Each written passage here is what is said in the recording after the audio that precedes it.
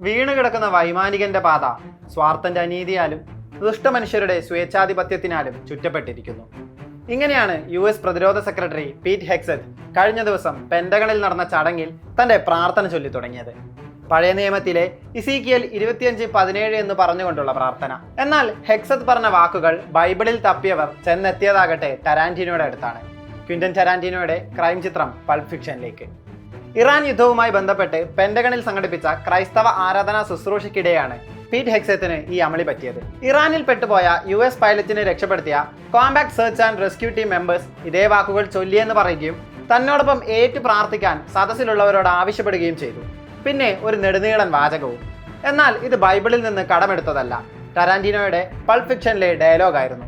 Samuel L Jackson തന്റെ വിക്ടിമിനെ murder ചെയ്യുന്നതിന് തൊട്ട് മുൻപ് ബൈബിളിലെ വാചകം എന്ന പേരിൽ പറയുന്ന അതേ ഡയലോഗ്. അതിൽ ചില മാറ്റങ്ങൾ വരുത്തിയതായിരുന്നു ഹെക്സത്തിന്റെ സ്പീച്ച്. യഥാർത്ഥത്തിൽ ബൈബിളിലെ വാചകം വളരെ ചെറുതാണ്. അതിനെ സിനിമാറ്റിക്കായി മാറ്റുകയായിരുന്നു ടാരാന്റിനോയും റോജർ ഐവാരിയും. നെറ്റിസൻസിന് ഇത് കണ്ടുപിടിക്കാൻ അധിക സമയമൊന്നും വേണ്ടി വന്നില്ല. ഇതോടെ പെന്റഗണിന് ഒഫീഷ്യൽ സ്റ്റേറ്റ്മെന്റ് വരെ പുറത്തിറക്കേണ്ടി വന്നു. ഹെക്സത്തിന്റെ വാക്കുകൾ പൾപ്പ് ഫിക്ഷനിൽ നിന്ന് ഇൻസ്പയർ ചെയ്തതാണെന്നും അത് ഇസീക്കിയൽ 25:17 റിഫ്ലക്ഷൻ ആണെന്നും പെന്റഗൺ വക്താവ് പറഞ്ഞു. സെക്രട്ടറി വാചകത്തെ മിസ്കോട്ട് ചെയ്തെന്ന് പറയുന്നവർ വ്യാജ വാർത്ത പ്രചരിപ്പിക്കുകയാണെന്നും അദ്ദേഹം കൂട്ടിച്ചേർത്തു.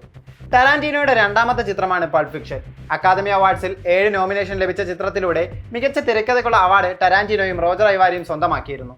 ഇന്നും കൾട്ട് ക്ലാസിക് സ്റ്റാറ്റസുള്ള ചിത്രത്തിന് ലോകമെമ്പാടും ഒരുപാട് ആരാധകരാണുള്ളത്.